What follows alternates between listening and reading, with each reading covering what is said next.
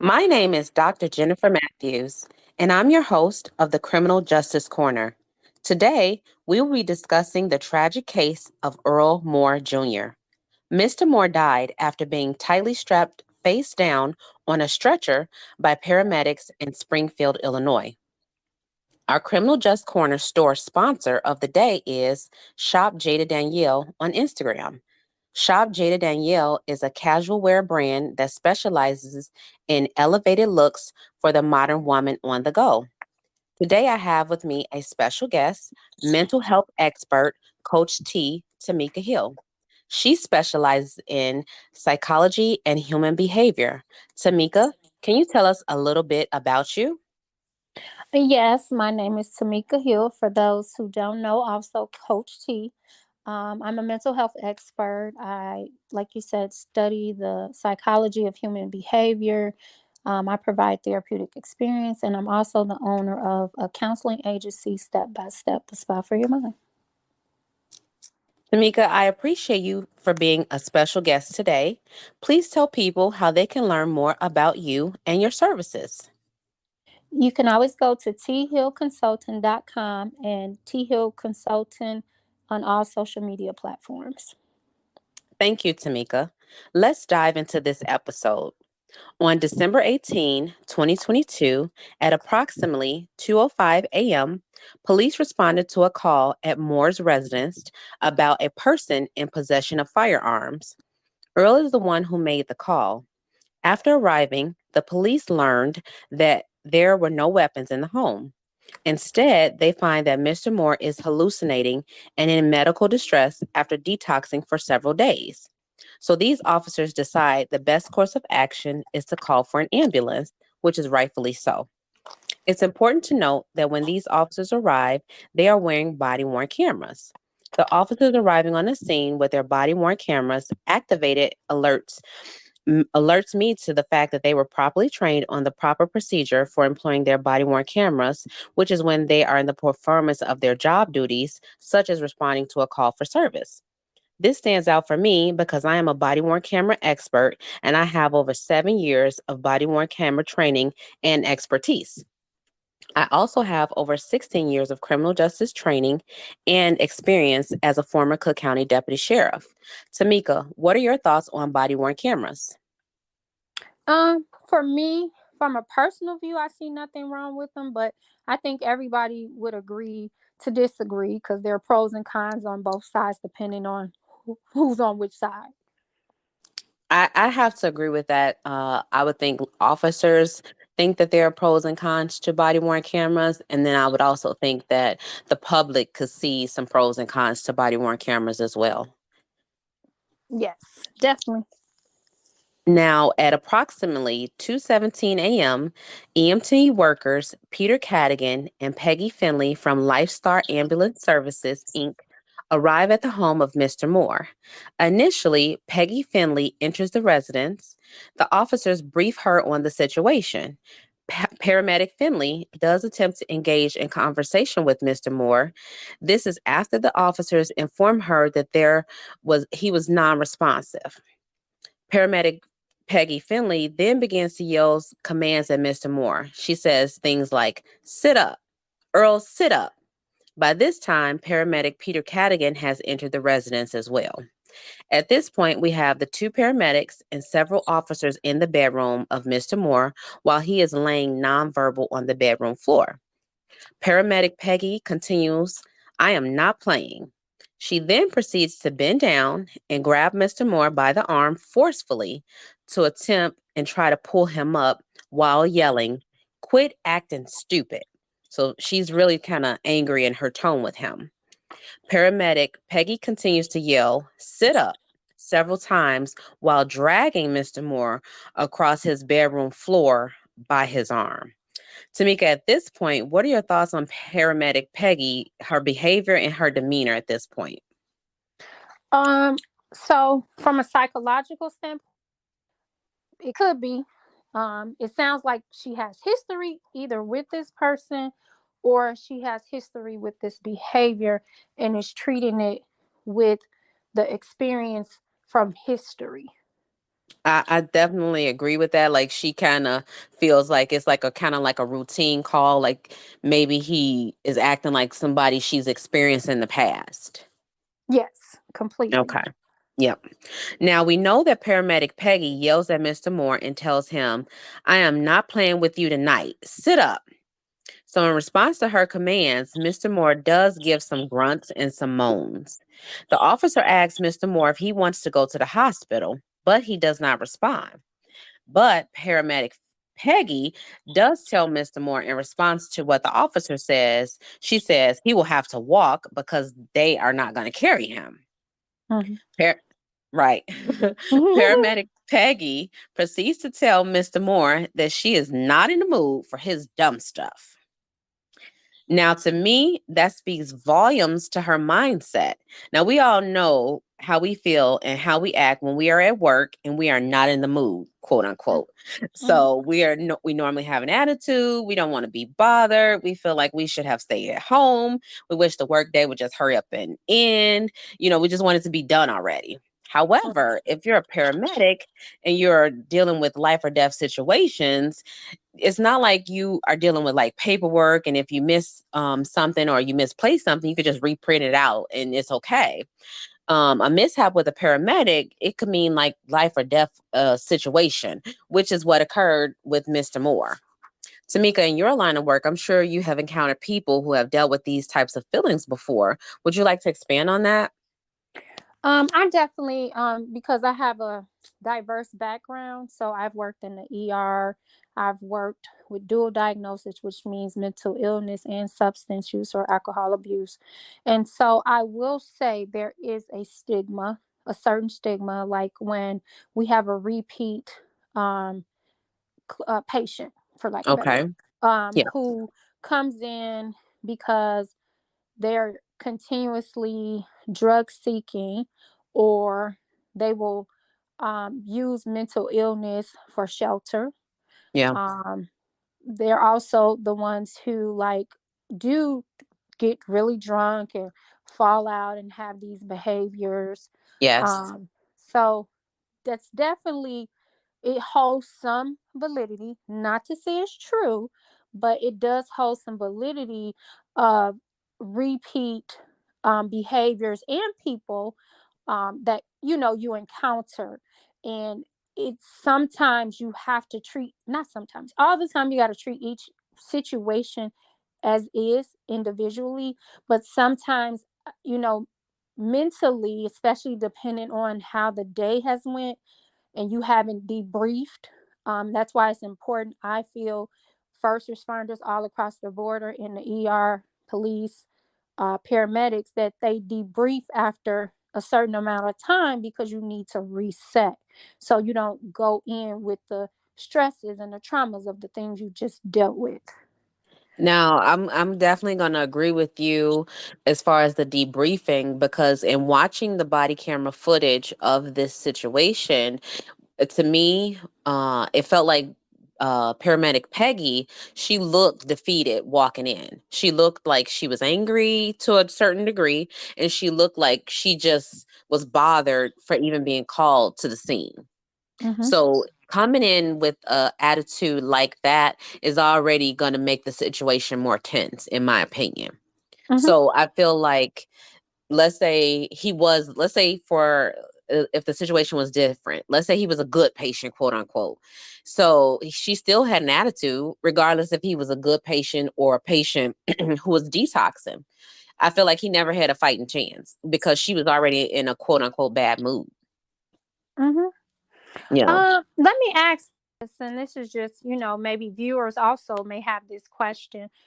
Do we know if she's had history with him? Because it almost sounds like, and I don't know this to be true, but from a Hmm. psychological standpoint, it's like some familiarity there. So it's like It does this, sound like that. yeah. So is that where all this is coming from? Because this is not new, and not that it's right. Let me make that very clear. Right. But it almost sounds like she's called to this person's house on a regular. I'm not sure if we know the answer to that or not, but that probably plays a part in her presentation. Now, that has yet to be revealed. As of yet, that has not been stated. I'll say that. Digging into the case and my research, that has not been stated. I'll say that. It could be some history there, but so far, that has not been revealed. Oh, okay. I would be interested in to know. Again, that's not justifying this at all.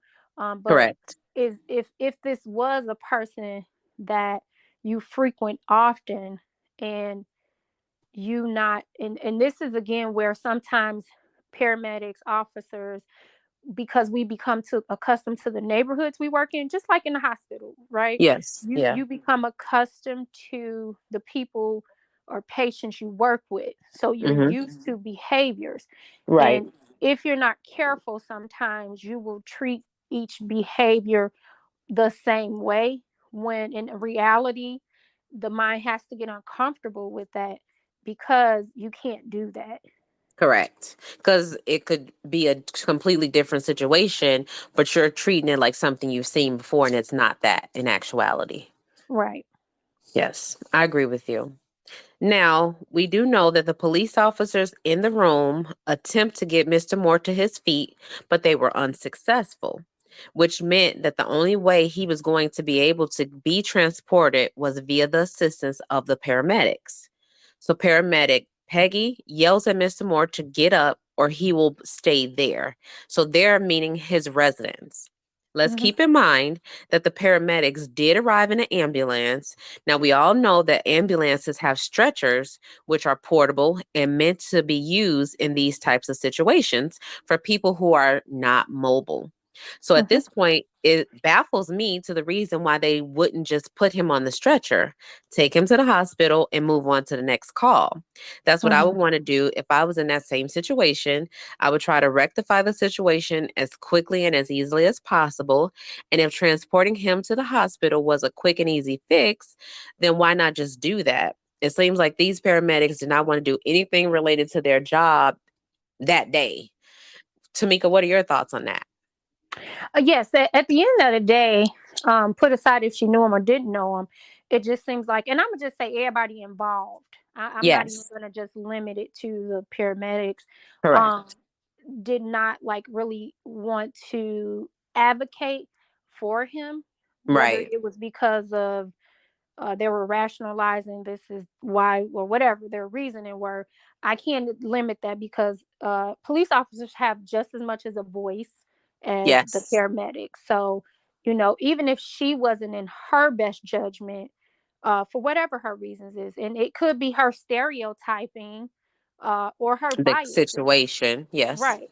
So, but the officers there too, as well, could have said, "Hey, we need to get him on a stretcher." I've seen, Exactly. yeah, Yep. I've seen it even in the ER, when police officers bring someone in, and even though they're like, I don't want to say violent, but they're combative. That's the best word. Okay.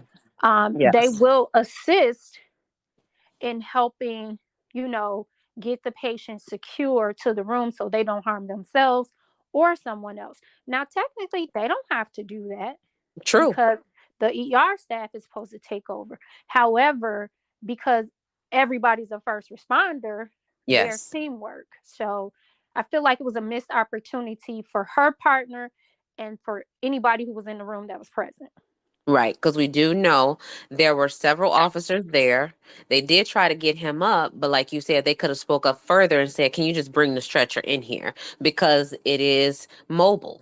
It's meant to be folded. It's meant to has wheels. There was nothing preventing that stretcher from being brought into that home. Correct. Okay. So now we do know that eventually they did get him on the stretcher at approximately 2:25 a.m. He was carried to the ambulance by the police as he was refused assistance, I'll say additional assistance because the police were helping him by the paramedics. The paramedics then strapped him in a prone position on the stretcher before taking him to the hospital. Now, the prone position is a body position in which the person lies flat on their chest and their stomach is down, but their back is up. So it's like you're laying on your stomach. Mhm. Now, at this point, my question is, do the paramedics treat all of their patients this way? Is this their standard operating procedure? Is that what Lifestar Ambulance teaches them that is acceptable and optimal levels of standard care? Tamika, would you agree with that? Would you want to know those types of things? Well, my healthcare background and working in Right. the ER, I already know that's not standard. Uh, Okay. right. Just because, again, I've worked the ER, I have 7 years in there. So I know for a fact that's not standard because a person can choke, they can lose oxygen. There's so many scenarios we can play out. So I know across the border that's not acceptable. So I'm answering now from Right. experience. You're like, no, that you already know the answer. You're like, no. So No. you could answer my questions, which is good. I'm Mhm. appreciative of you being able to answer those questions. So we know right there that the paramedics failed to give him the proper level of care in that moment. Because yes, the officers were able to get him to the stretcher, but at that point they transferred care over to the paramedics. So they had the responsibility to care for him at that point. Correct. Okay. So paramedic Peggy Finley, she rides in the back of the ambulance with Mr. Moore. At 2:30 a.m., the ambulance arrives at St. John's Hospital. At 3:14 a.m., Mr. Moore is pronounced dead by hospital staff after multiple attempts to resuscitate him. So my question is, what happened or what didn't happen in the back of that ambulance during the ride to the hospital? Tamika, what are your thoughts at this point? That again, and this may be me being devil's advocate because I've worked in Okay. healthcare. Okay. Um, I, so you would have to know the cause of death to know that, True. True. because it could have been he had a heart attack. We don't her care. Let's say psychologically, she definitely. I don't know where their bias is there or frustration, whatever it was improper care across the border. But I Definitely. can't speak to um what happened as far as, one, because I'm not there, and two, I'm not a doctor. um what could have happened, because do know, just coming from that background, that it may appear one thing happened, and it could totally be that he had a heart attack, he had aneurysm, which would have unfortunately nothing to do with his improper care, but there's still validity in how she mistreated him. Okay. Well, I do have an answer for that. Hmm. On January 9th, 2023, a Hmm. forensic pathologist concluded that Mr. Moore died of compression and positional asphyxia. The Sangamon County coroner declared his death a homicide. On this same day, paramedics Finley and Cadigan were arrested and charged with first-degree murder, and bond was set at $1 million for both of them. They are Hmm. facing 20 to 60 years in prison if found guilty. Hmm. Now, on January 10th, 2023, during a press conference, Sangamon County State's Attorney Dan Wright stated that based on Finley and Cadigan's training, experience, and the surrounding circumstances, that they knew that such acts as placing Moore in the prone position and tightening straps against his back would create a substantial probability of great bodily harm or death. Now, I would definitely have to agree with the state's attorney, not to mention that I've seen several people loaded into an ambulance as I was a sheriff for 11 and a half years, and I escorted several prisoners to the hospital for various reasons. And at no time did I ever see any of them strapped to a stretcher in a prone position. And I would like to know why these paramedics thought that this was a good idea at that time, or did they think to not turn him over on his back? Did they really care that little about him? Or or did they just feel like I felt like their behavior was beyond negligent. I feel like they were being lazy in that moment, and it was like a disregard for their duty. I think it shows a clear case of depraved indifference, and it shows that they didn't care about their patient or themselves that day. They didn't care about their families or their livelihoods because they put that all in jeopardy. And if they cared a little bit more for his regard for the care of Mr. Moore as a human, then these actions could have been avoided. What are your thoughts on that, Tamika? I totally agree with that. Whether it was a bias there, whether, like you said, in indifferences, whether it was frustration, whatever the mindset was, because at the end of the day, it's the mindset, and we'll never know what that Correct. was in the moment. Hmm. However, they were acting definitely reckless. And I do Yes. know human behavior, when emotions are heightened, people get very reckless. Yes. Like you just said, that they didn't think about the risk. They were first his life to their life. Exactly. And who all other would be affected, because this man's family is impacted, their family is impacted.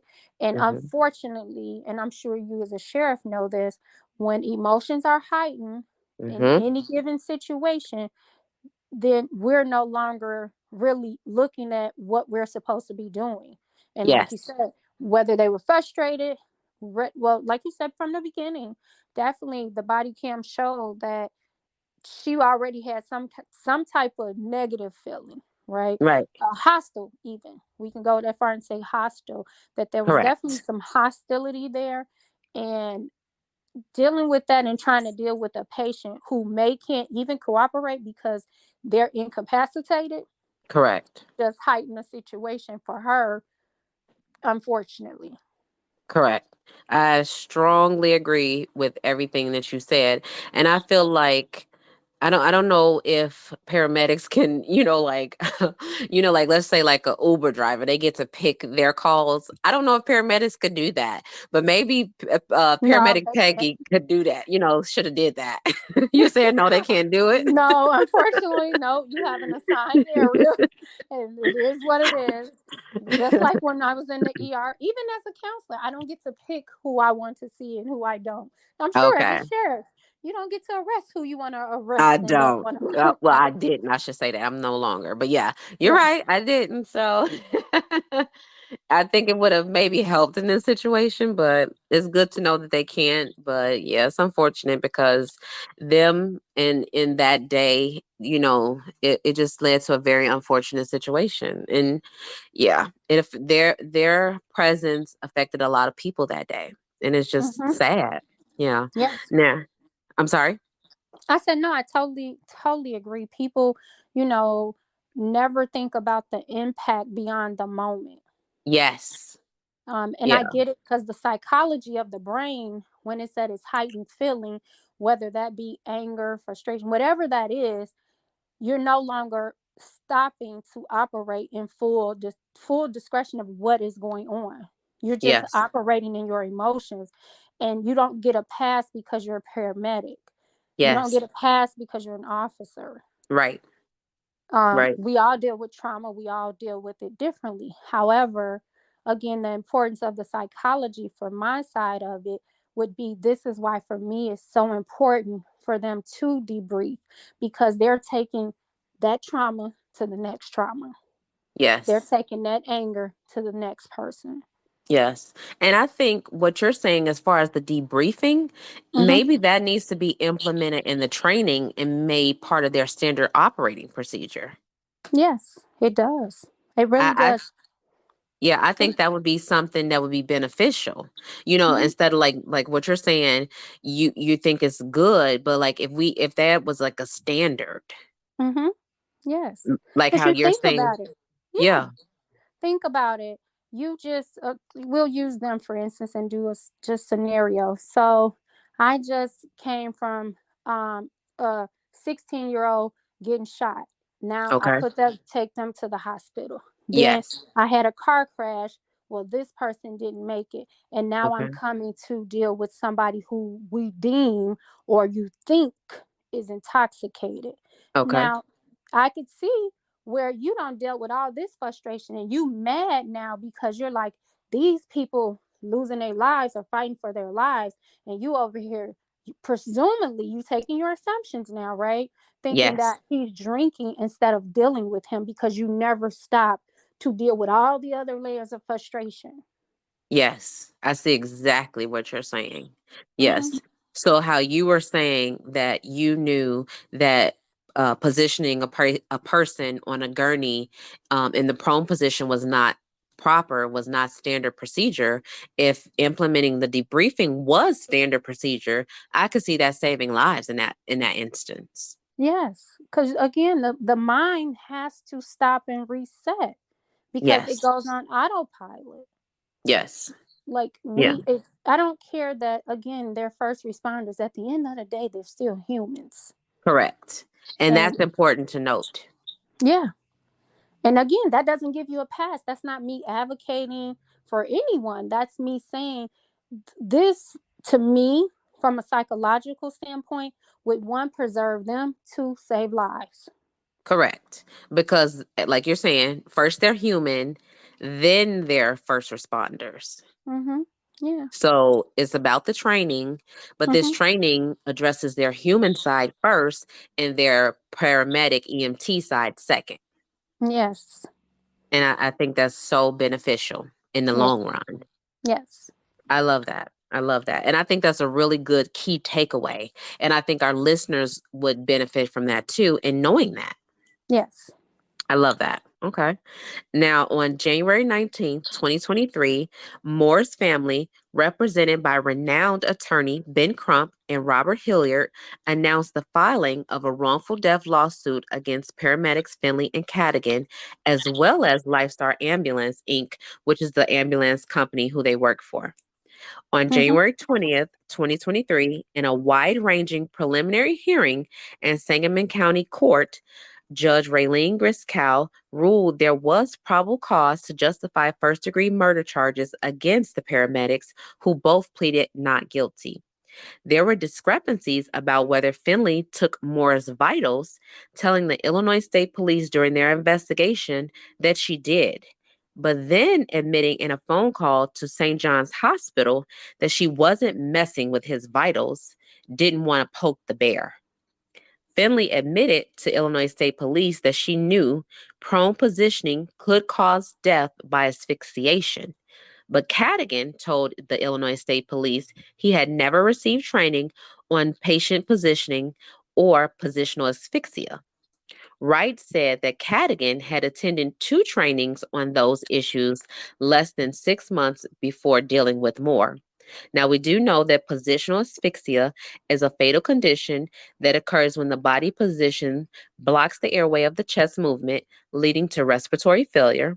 The signs of positional asphyxia includes gasping, snoring, sweating, and loss of consciousness. The Mhm. prevention measures include avoiding prolonged or excessive restraint, which we know Mr. Moore was in restraints, monitoring the breathing and pulse of the person, which we know that paramedic Finley did not monitor his pulse, and then changing the position frequently, which we know that he was not changed, his position was not changed, and then seeking medical help if needed.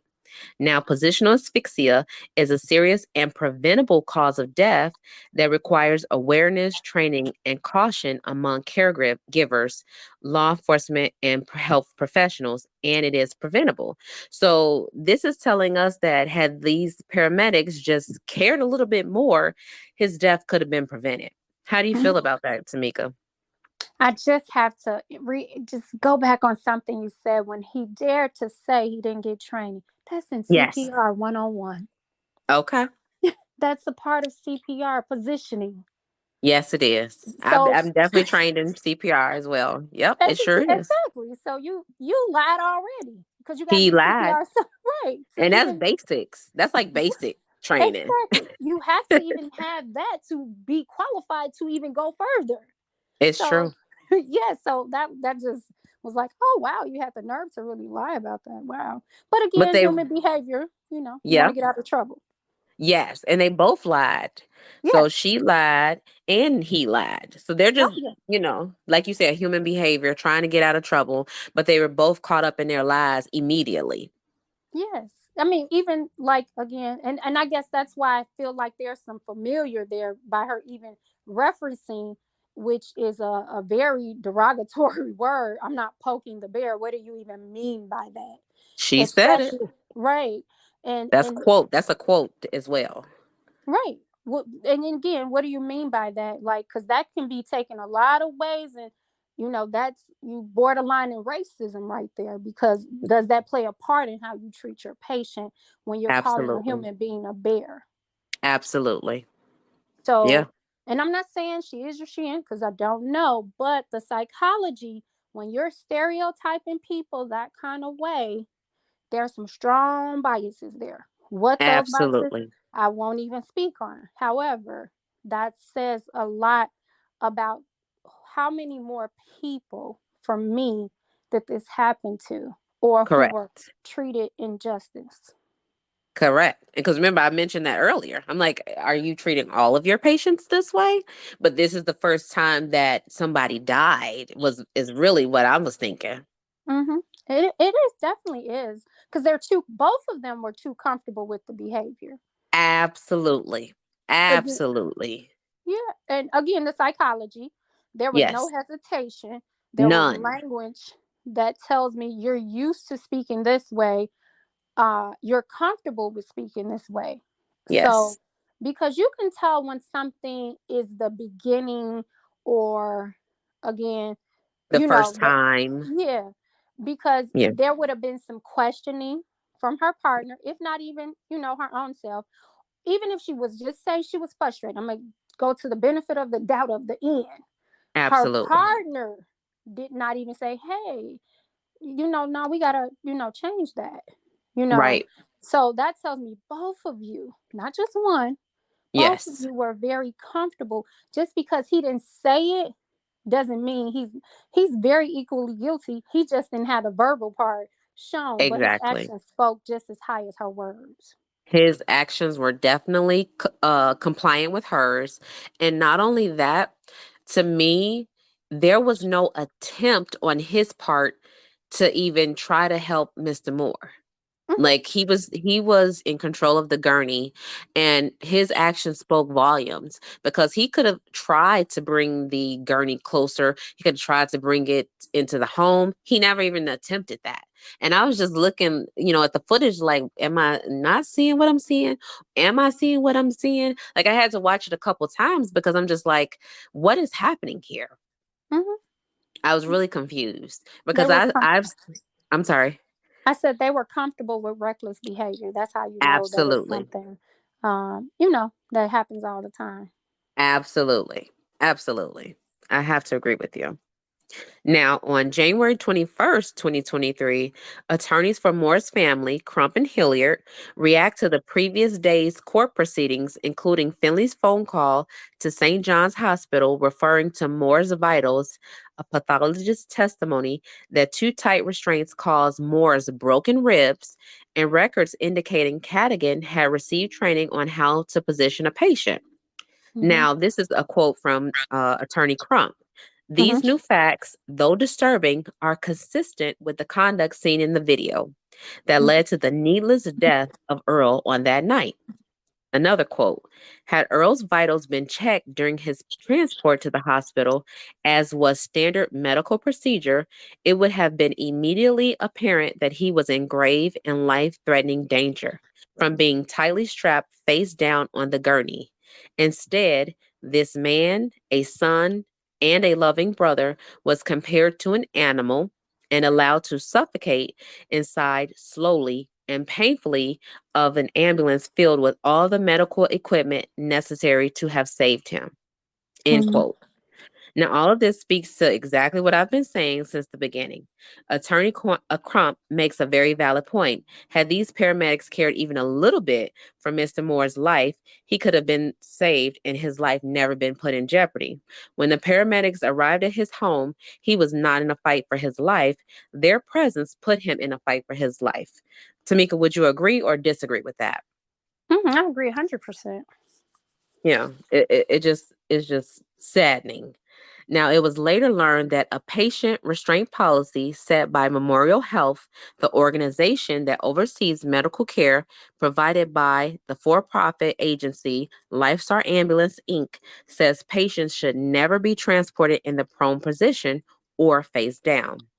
During a press conference announcing the lawsuit that was held in front of the local NAACP headquarters, Crump called Moore's death unlike any case in America.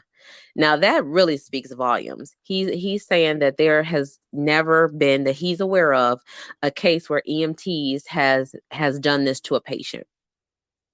Oh yeah. And I was just floored by that complete statement. So Because they're different. Being honest, I could see why. Again, coming from the ER point of view, most of them are usually firefighters, so they're used to saving lives, and most firefighters, run into things blindly, so they don't see yes, color, they don't see size. So I could see that. yeah, for sure. So let's do a quick recap for the listeners. Properly trained emergency medical technicians do not strap patients to stretchers in the prone position. That is not a medically acceptable position that is advised to be used on patients in any state of distress. Next, thanks to the officers on the scene who were wearing body worn cameras, we were able to hear and see exactly what occurred during this incident. Had it not been for these recordings, this incident could have been spun in many ways. Therefore, I definitely believe that body cameras add transparency for the police and for the public. Tamika, what would you like the listeners to take away from this episode? um I really would love them to take away that whether you are just an everyday person, whether you're law enforcement, whether you're EMT, one, first go get help for your own mental so you can be a better person, not just for you, but whoever you encounter. I think that is so important, more so than anything for first responders, because I love it that. it speak it's it does speak to what you take to the next encounter you have. Your job is to respond to danger. That's fine, but you also have to respond to the danger signals internally. I love that. I love that as a key takeaway. Hmm. Tamika, I appreciate you for being my special guest today. Please tell people how they can learn more about you and your services. Yes, you can go to my website, thillconsultant.com. That is on all social media outlets. It is across the border, thillconsultant.com. Thank you. Now you can find me, your host, Dr. Jennifer Matthews, at drjennifermatthews.com. And you can find me on Instagram at Dr. Jennifer Matthews and Criminal Justice Corner. Now, if you need expert testimony for court cases or law enforcement training, again, my website is drjennifermatthews.com.